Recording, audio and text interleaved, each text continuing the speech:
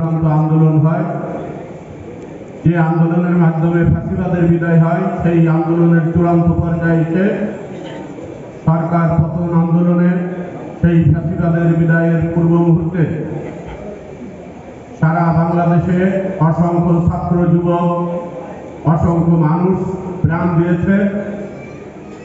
তাদের স্মরণে আজকে মাগুরা জেলা বিএনপির উদ্যোগে স্মরণ সভা এবং দোয়া মাহফিল অনুষ্ঠিত হতে যাচ্ছে। সেই জুলাইয়ের 24 জুলাই এবং আগস্টের সেই ভয়াবহ আন্দোলনে আমাদের মাগুরা ছোট্ট জেলা, সেই জেলার অসংখ্য মানুষ সেই আন্দোলনে অংশগ্রহণ করেছিল। মাগুরা সহ সারা দেশে সেই আন্দোলন সংগ্রামে মাগুরার এই ছোট্ট জনপদ থেকে আমাদের 10 জন তরুণ সেদিন আত্মত্যাগ করেছিল, তারা শহীদ হয়েছিল। সেই শহীদদের রক্তের উপর ভিত্তি করে, সেই জুলাই যোদ্ধাদের উপর ভিত্তি করে আজকে নতুন রাষ্ট্র প্রতিষ্ঠিত হয়েছে। বিগত 12 ফেব্রুয়ারি জাতীয় সংসদ নির্বাচনে এদেশের জনগণের ম্যান্ডেট নিয়ে তারেক রহমানের নেতৃত্বে বাংলাদেশ জাতীয়তাবাদী দল আজকে সরকার পরিচালনা করছে।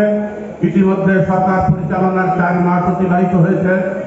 সেই জুলাই আগস্টের ভয়াবহ দিনগুলো আমাদেরকে সারাক্ষণ আমাদের স্মৃতিতে ভেসে ওঠে।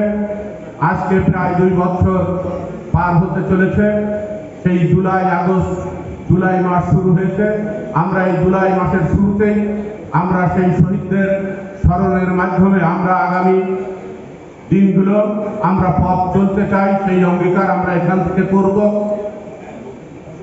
এই উপলক্ষে যেহেতু আজকে এই আলোচনা সভা এবং দোয়া মাহফিলের সময় অত্যন্ত কম, ইতিমধ্যে আমাদের নেতৃবৃন্দ আমাদের মাগুরা জেলার একটি গুরুত্বপূর্ণ বিষয় নিয়ে অন্য একটি মিটিংয়ে অবস্থান করছিলেন, যার জন্য সময় ক্ষেপণ হয়েছে। সময় মতো মিটিংয়ে আসা সম্ভব হয়নি, তার জন্য আপনাদের কাছে আমরা দুঃখ প্রকাশ করছি। তাই এখানে আমরা বেশি বক্তব্য দিয়ে সময় ক্ষেপণ করতে চাই না। আমরা শহীদ পরিবার থেকে 2 একজনের বক্তব্য শুনতে চাই। শহীদ পরিবার থেকে যারা কথা বলতে চান আমরা তাদের একটু কথা শুনতে চাই।